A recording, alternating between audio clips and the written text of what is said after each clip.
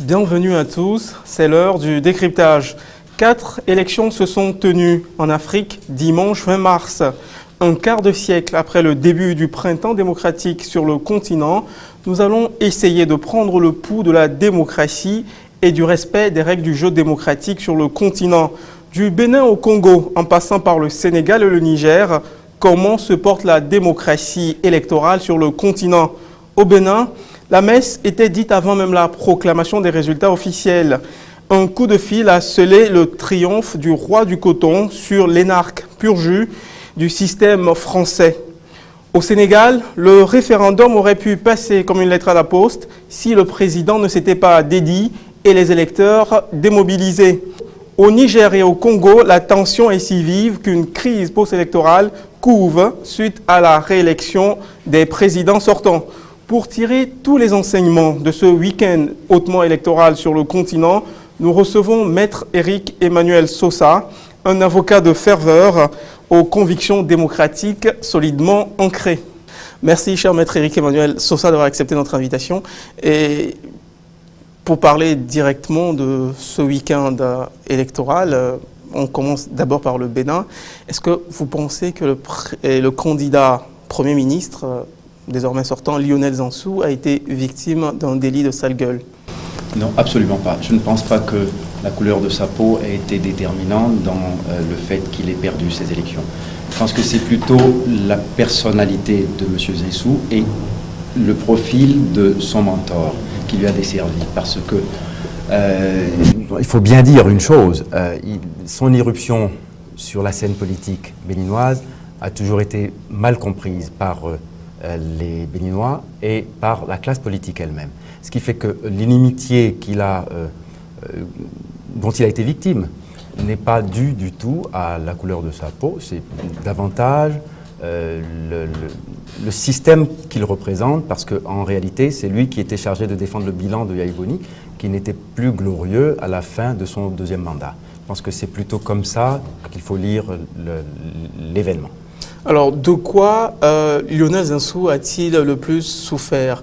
Vous écartez le racisme, mais est-ce qu'il n'a pas souffert de francophobie ou même du rejet du système France-Afrique que du bilan de Yahya Boni? Oui, il y a un peu de tout cela, parce qu'en réalité, c'est vrai qu'il était présenté comme le premier de la classe, ce sont des qualités intrinsèques qui lui sont reconnues.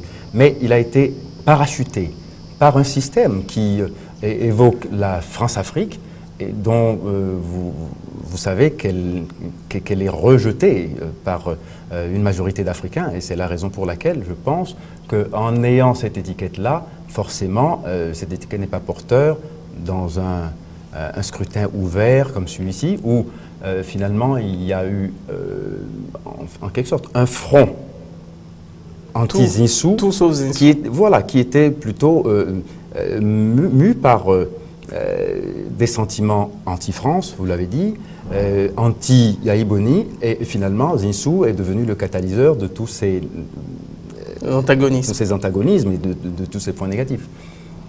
Alors, l'image que Zinsou a également, c'est celle d'un cheval de Troie de la France, un peu, injecté sur la scène politique béninoise pour défendre les intérêts. Est-ce que cette image, vous pensez qu'elle correspond à quelque chose dans la réalité? Certainement qu'elle lui a desservi. Mais vous savez, aujourd'hui, nous sommes, en tout cas, dans une société africaine qui est, en réalité, assoiffée de respect de son identité. Et à chaque fois que nous avons en face de nous des hommes politiques qui ont cette espèce d'ambivalence identitaire, c'est gênant. C'est gênant pourquoi? Parce que l'indépendance juridique, nous l'avons plus ou moins conquise, mais l'indépendance des mentalités a besoin de pouvoir s'affirmer. Et elle s'affirme comment? Elle s'affirme avec des hommes politiques capables de dire non à un système.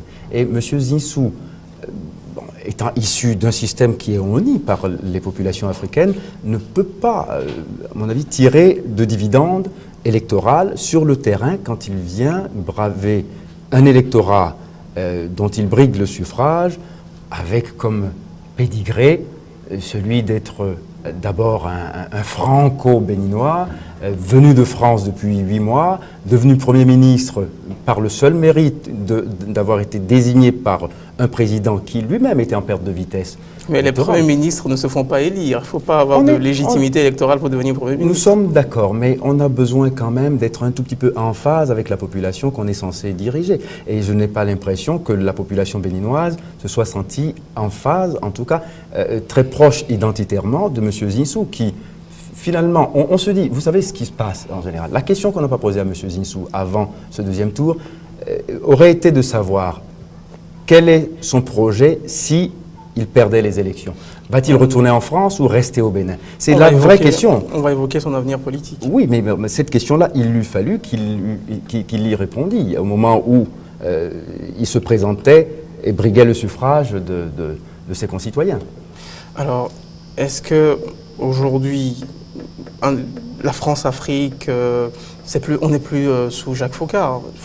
L'ancienne France-Afrique n'existe plus. Exactement. Est-ce que cet argument-là, est-ce que ça pèse? Oui. Mais bien sûr, ça pèse nécessairement. C'est toujours Paris qui désigne le président en Afrique. Apparemment, le peuple béninois a refusé le choix de Paris cette fois-ci. C'est exact, oui. On a toujours cette impression-là. Vous savez, qu'elle soit justifiée ou non, on a toujours l'impression qu'il y a une main invisible qui est à l'œuvre pour manipuler les cartes politicienne en Afrique. Et ça, quand c'est aussi flagrant que ça, forcément, il y a un rejet. Non, on a souvent parlé de la couleur de la peau de M. Zinsou, mais pardonnez-moi quand même de faire ce rapprochement.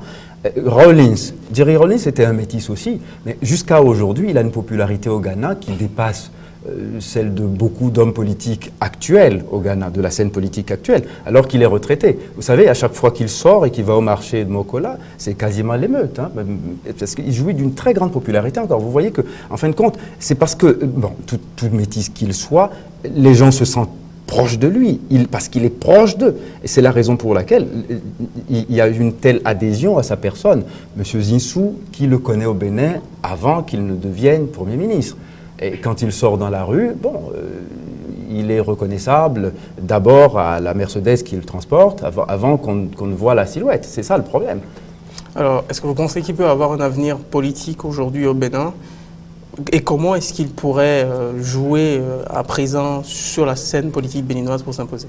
Il lui appartient d'en décider. Et en tout cas, je pense, en toute bonne foi... Un tiers de l'électorat qui s'est reporté sur lui au second tour. Absolument. Il a un capital électoral qui est conséquent, en tout cas pas négligeable. Et il devrait, à mon avis, en profiter pour se réconcilier avec cette frange de la population qu'il a rejetée pour ce qu'il n'est pas. Je ne pense pas que nécessairement on lui fasse grief continuellement d'avoir été envoyé par la France ou par un système que les gens rejettent. Mais il lui appartient maintenant de faire le brassage.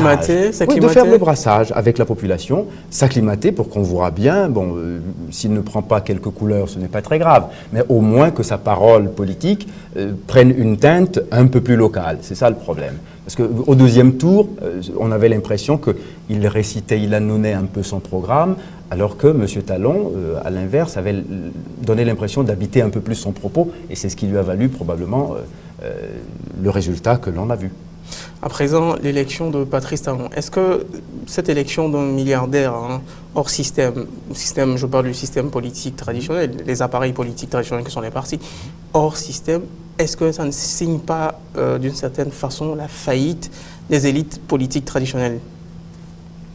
Bien, je ne ferai pas ce raccourci, parce que là, encore une fois, c'est la première fois que l'on voit ce phénomène se produire en Afrique francophone, en tout cas, mais dans les pays anglophones, généralement, on voit des hommes d'affaires prospères venir se frotter aux politiciens, parfois avec beaucoup de succès. Au Nigeria, par exemple, bon, en général, ce sont des gens très fortunés qui se proposent dans l'offre politique au niveau des présidentielles. Et en Afrique francophone, c'est beaucoup plus rare. Et je viendrais dire qu'il ne suffit pas d'avoir beaucoup d'argent pour être éligible et pour être un candidat crédible. On l'a vu, vous savez, bon, il y avait 2 milliardaires.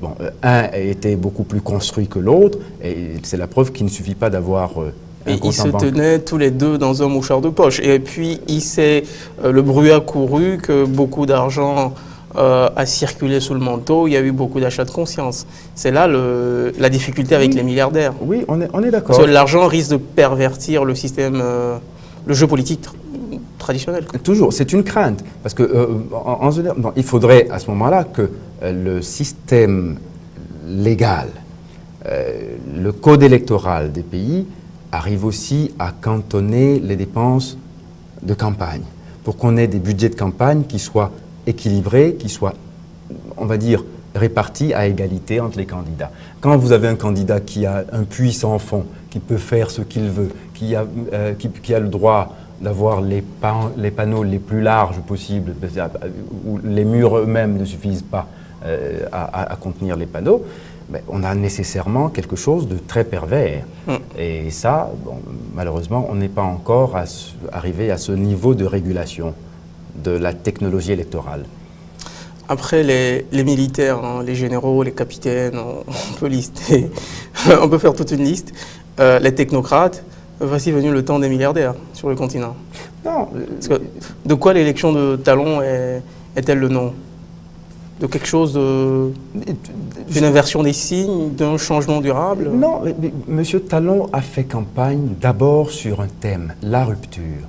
Et son slogan était le nouveau départ. Et ce nouveau départ, à mon avis, ce n'est pas le nouveau départ du compte en banque. C'est le nouveau départ d'un projet politique, enfin, qui est porté par un projet politique que les gens ont identifié comme étant un projet crédible. Et c'est la raison pour laquelle, à mon avis, il a eu le suffrage de ses concitoyens. C'est pas un président par rejet, par défaut, c'est-à-dire un peu que les Béninois ont plus voté contre le système Boliaï que pour Talon? Je pense que vous avez raison. C'est parce que les gens, c'est pas sûr que les gens ont souscrit totalement à. Non, on n'a pas voté.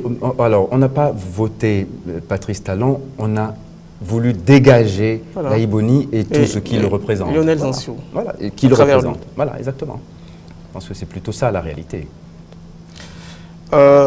Talon est la 15e fortune d'Afrique subsaharienne francophone. Je crois qu'il est suivi juste derrière par Sébastien Ajavon. 2 milliardaires. On dira 2 éléphants dans de la porcelaine un peu. 2 hommes politiques qui seront appelés à gérer ensemble le Bénin. Ça ne craint pas pour l'économie À gérer ensemble, je ne sais pas. En tout cas, jusqu'à quel point leur Ajavon l'a fait roi. Il lui doit je ne suis pas sûr retour d'ascenseur. Ajavon l'ait fait roi. Je ne suis pas sûr que Ajavon soit propriétaire des voix qui sont portées sur son nom au premier tour. Hein. À mon avis, c'est par un détour malencontreux que Ajavon s'est retrouvé 3e du scrutin et que finalement, bon, le mot d'ordre, parce qu'en réalité, quand vous voyez l'écart, il y a un écart de plus de 30 points hein, entre Zinsou et Talon, et cet écart-là, quand vous y mettez toutes les voix qui se sont portées sur Ajavon, il y a encore de la marge. Donc, en fait, non, il y avait un effet de masse.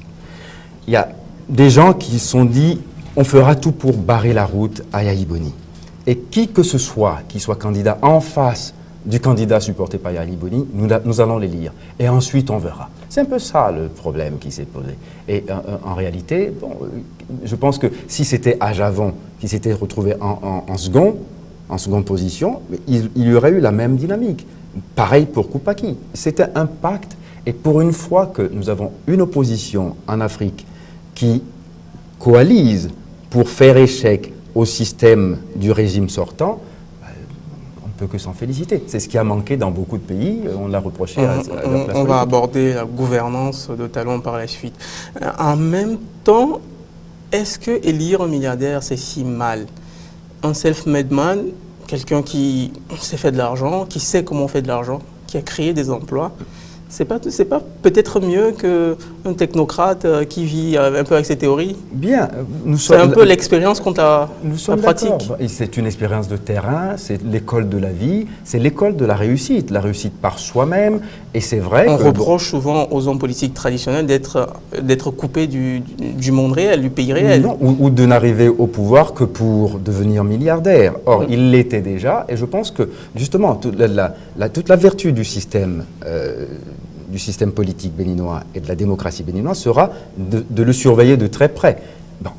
Désormais, les chefs d'État élus sont obligés de faire une déclaration de patrimoine.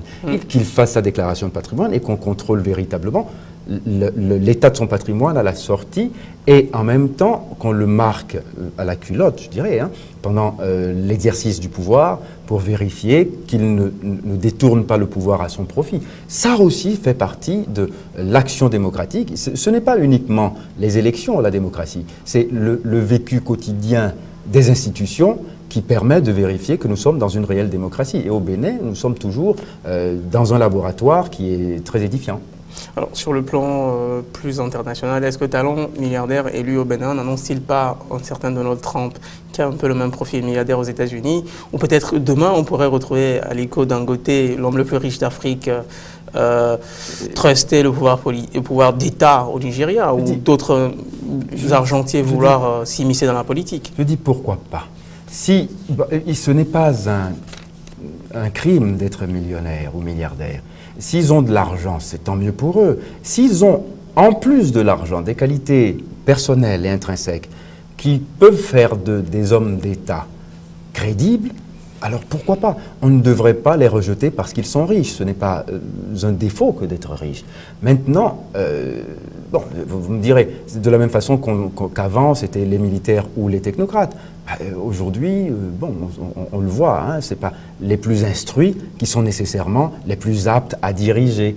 Ce ne sont pas les plus riches qui sont nécessairement les plus aptes. Et les plus pauvres ne sont pas non plus parés de toutes les vertus parce qu'ils sont pauvres et qu'ils ont fait vœu de pauvreté avant d'arriver au pouvoir.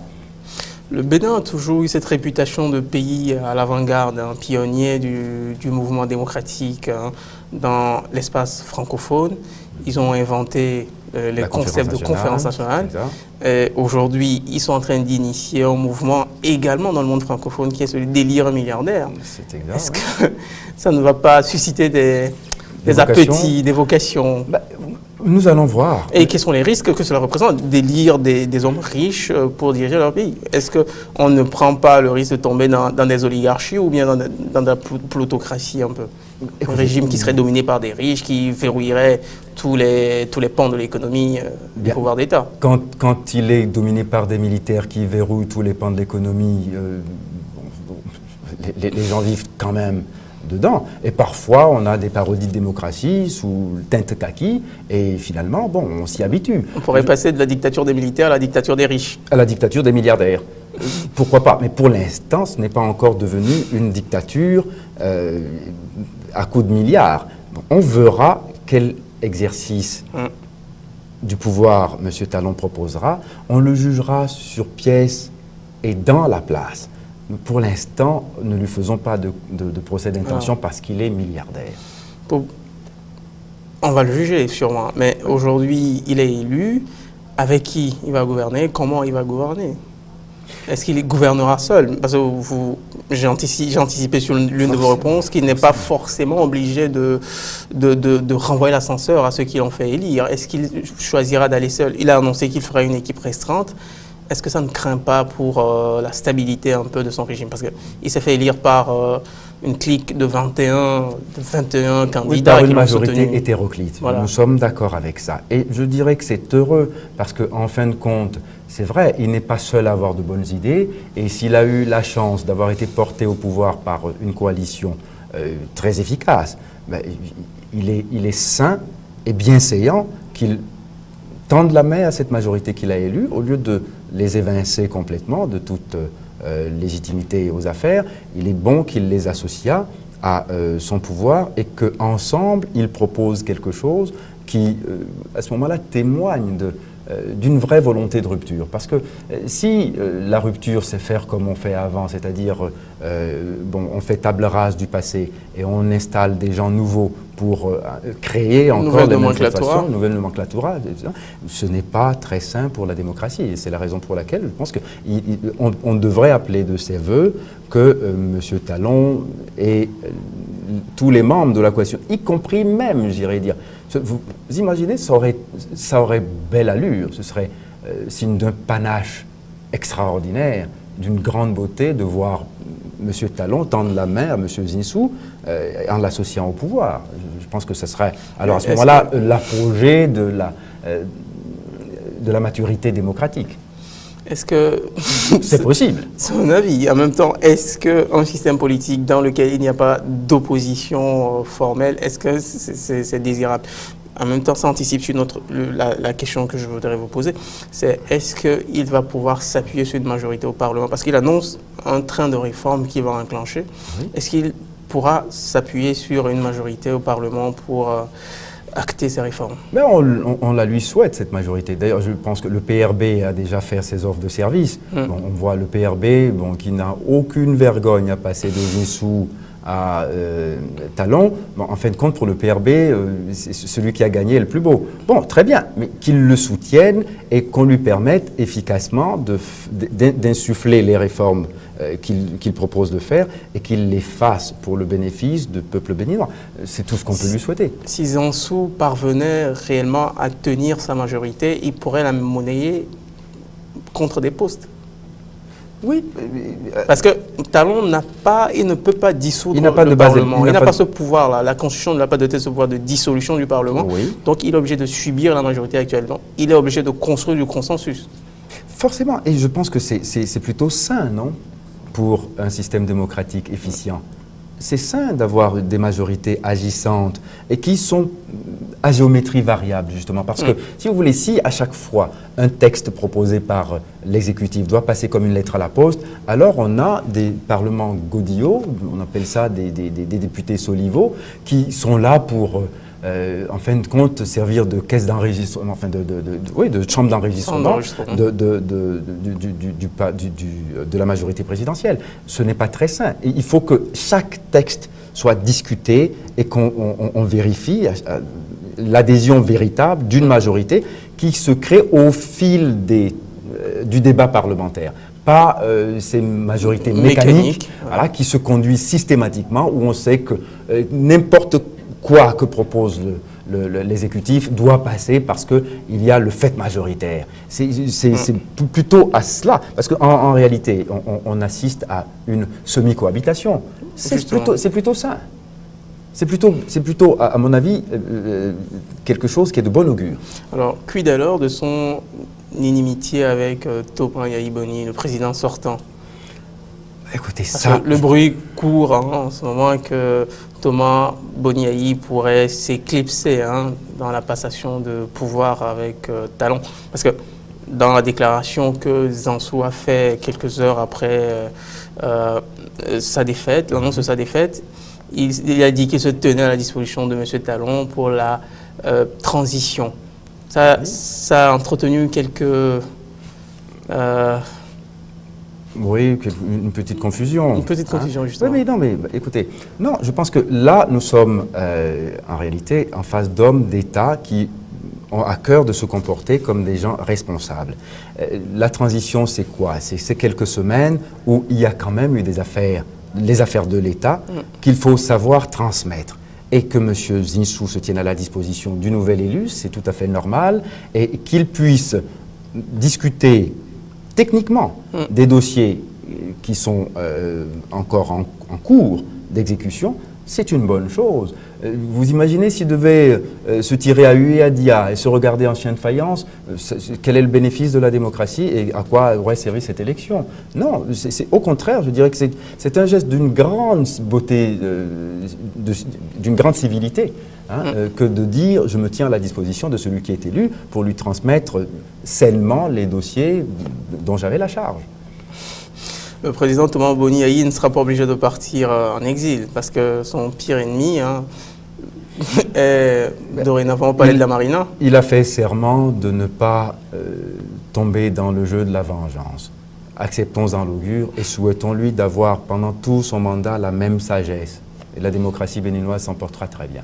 L'une des propositions, l'une des promesses phares du président désormais élu Patrice Talon, c'est de rester 5 ans, de ne faire qu'un seul mandat et d'inscrire dans la Constitution le fait que les mandats ne sont plus renouvelables. Voilà, soient plus renouvelables, que le président élu ne soit plus qualifié pour un second mandat.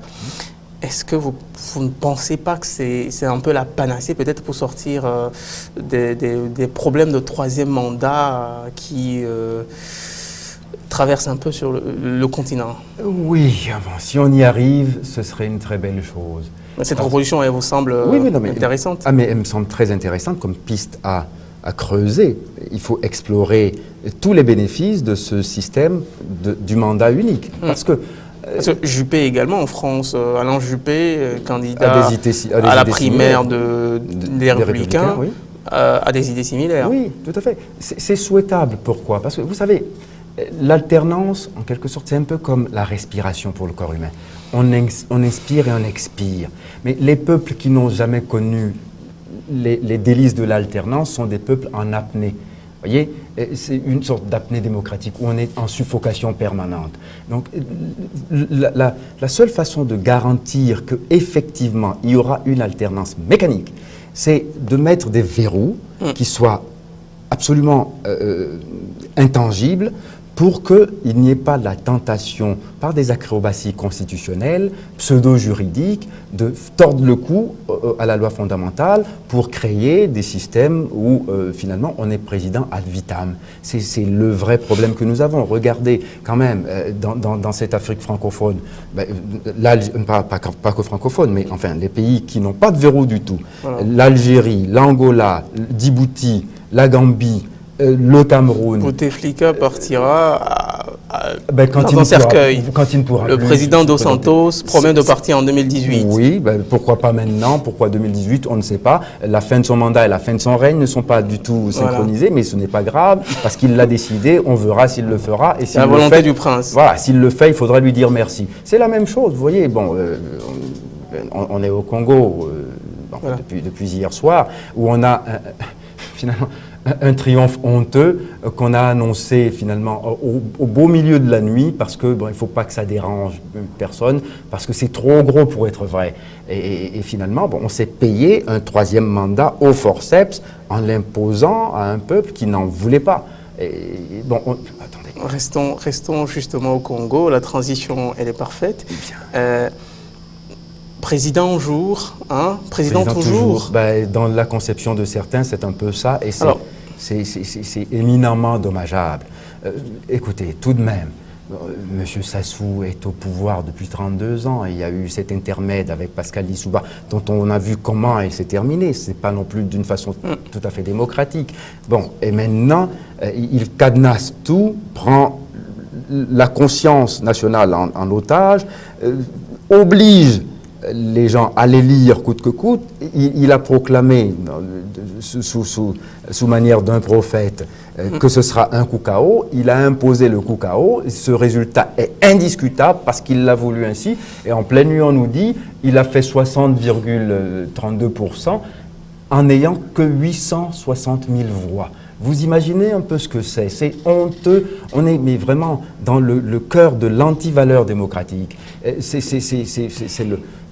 C'est le contre-exemple. Alors, de quoi cette élection de Denis Sassou Nguesso, DSN, pour sa campagne, est-elle le nom? C'est-à-dire, est-ce qu'on va dire que c'est le signe d'une Afrique qui marche démocratiquement à reculons, ou d'une Afrique... entre le Bénin, le Niger et le Congo ce week-end, on a...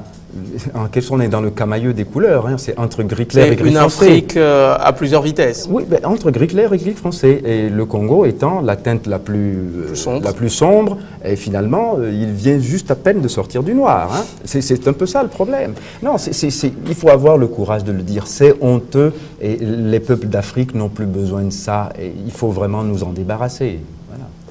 Alors, on en parlait tout à l'heure de cette... de ce syndrome généralisé de réforme constitutionnelle à foison. On le voit dans un certain nombre de pays, des présidents veulent forcément faire un troisième mandat. Comment est-ce qu'on pourrait verrouiller les constitutions? Comment est-ce qu'on pourrait empêcher ces tripatouillages intempestifs un peu? Bon, alors, ça, vous savez, ce sont que des pistes de réflexion qui sont actuellement sur la table de tous les penseurs de la science politique en général. Mais écoutez, à mon humble avis, je pense que d'abord, il faudrait élargir le corps électoral. En l'élargissant comment? En créant un système de vote obligatoire. Parce que cette déperdition de voix dans l'abstention, cette espèce de paresse civique qui fait que des gens démissionnent, ne sert pas beaucoup l'alternance, ou en tout cas la vitalité de la démocratie. Pourquoi je dis cela? Si tout le monde, enfin tous les électeurs allaient voter, il arrivera un moment où on ne pourra plus tricher, parce que si massivement, parce qu'on est obligé d'aller aux urnes, on doit exprimer un choix, on saura véritablement quelle est la part que chacun tient dans le corps électoral. C'est un premier point, une première piste de réflexion. La seconde, c'est de faire en sorte que les instruments de contrôle du système électoral, nos CENI, qui sont finalement des outils mécaniques à la solde du pouvoir en place. Parce qu'on a décidé que les ministres de l'Intérieur ne s'occuperont plus des élections, et finalement, on a créé des sous-cabinets ministériels pour gérer les élections. Finalement, le résultat est le même. Il faudrait qu'à chaque scrutin, on ait une CENI qui n'a qu'un mandat, c'est-à-dire mandat que pour ce scrutin. Et après ça, ils s'en vont. Parce que ces CENI qui sont là aussi comme des prébendiers du système, finalement, ils sont devenus des hommes liges du système et ils font exactement la même chose qu'un ministre de l'Intérieur. C'est un deuxième point. Le troisième serait peut-être de créer, si vous voulez, un système supranational de contrôle. C'est-à-dire que moi, je ne verrai pas d'un mauvais œil que l'instance de contrôle et de recours constitutionnel soit une instance régionale. Par exemple, des juges nommés par la CEDEAO, qui ne sont pas de la nationalité du pays dont ils contrôlent l'élection. L'argument de souveraineté également. Mais non, mais cet argument de souveraineté, justement, c'est là-dessus qu'on achoppe tout le temps. C'est la souveraineté de celui qui gouverne, c'est tout. C'est pas la souveraineté du peuple.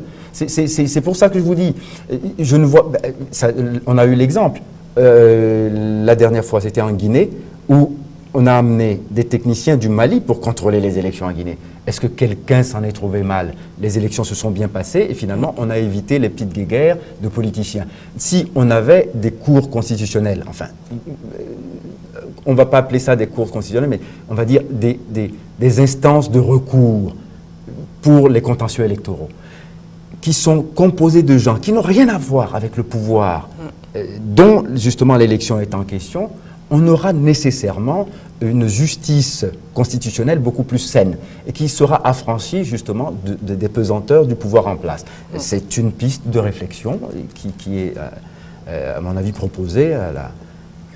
Pour revenir au jeu électoral congolais, l'opposition, je voudrais que vous fassiez un mot dessus, l'opposition congolaise, en se divisant, en allant en rang dispersé au premier tour, n'a-t-elle pas ouvert un boulevard? C'est vrai qu'ils avaient un accord de désistement mutuel au cas où l'un d'eux serait qualifié au second tour. Est-ce que l'opposition, en agissant de la sorte, n'a pas ouvert un boulevard pour Denis Sassou Nguesso? Non, parce que les conditions matérielles et techniques dans lesquelles cette élection l'élection, il faut le préciser, qui a été anticipée. Hein. Oui, non seulement, c'est pour ça que je dis que c'était au forceps.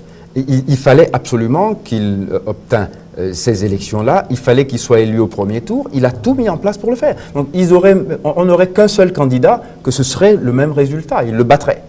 Alors, pour finir, parce que le temps qui nous est imparti est presque épuisé, je voudrais que vous disiez un ou deux mots sur la réélection de Hama Amadou et la main tendue à l'endroit de l'opposition nigérienne qui, on l'apprend depuis peu, ne s'est pas présentée pour la rentrée parlementaire et qui a préféré jouer encore les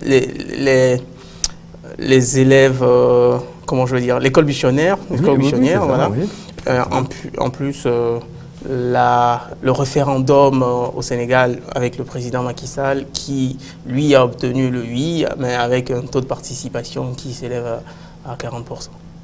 Oui, écoutez, que l'opposition nigérienne continue de jouer les pieds nickelés, ça c'est le problème de l'opposition nigérienne. Le président Issoufou ne peut pas mieux faire que de proposer à l'opposition de collaborer. Mais s'ils ne veulent pas collaborer, ils voudraient qu'ils le fassent, mais ils n'en peuvent pas. S'ils ne veulent pas, ils ne veulent pas. Bon, maintenant, on verra, mais en tout cas, encore une fois, souhaitons bonne chance au président Issoufou et à la démocratie nigérienne. Ce sont eux qui ont décidé de saboter le scrutin. Ils l'ont saboté avec le résultat que l'on pouvait deviner. Et finalement, il n'y a pas eu de surprise. Bon, c'est une victoire frelatée pour le président Issoufou, mais il est quand même victorieux. Il faut lui souhaiter bonne chance et qu'il dirige pendant 5 ans sainement le pays. Bon, maintenant, le oui de Macky Sall n'a pas de force en terre d'un non peut-être. Oui, bon, là encore. Un 8 mai, en fait. C'est vrai, c'est un 8 mai parce que effectivement, il y a un petit goût amer, un peu. Au niveau de l'électorat. Est-ce qu'en agissant de la sorte, il ne contribue pas à affaisser, à affaiblir la parole politique? Parce que la promesse politique, on le voit, depuis l'envolée lyricale de François Hollande, moi président en 2012, on a vu ce que ça a donné. Est-ce que ça ne participe pas de manière générale à une démonétisation de la parole politique? J'aime bien la démonétisation. Non, mais en fait, pas de la parole politique en général. Tout dépend de l'homme politique qui parle. Parce que les gens s'attendent un peu à être déçus au fond. Parce que, comme on dit, les promesses n'engagent que ceux qui y croient souvent. Oui, mais en même temps, qu'est-ce que vous voulez, bon, on est bien obligé de proposer quelque chose. Et à un moment donné, confronté aux réalités, et là, bon, le président Macky Sall a dit que c'était le Conseil constitutionnel sénégalais qui avait refusé la possibilité de réduire le mandat actuel. C'est pas un faux fuyant, ça?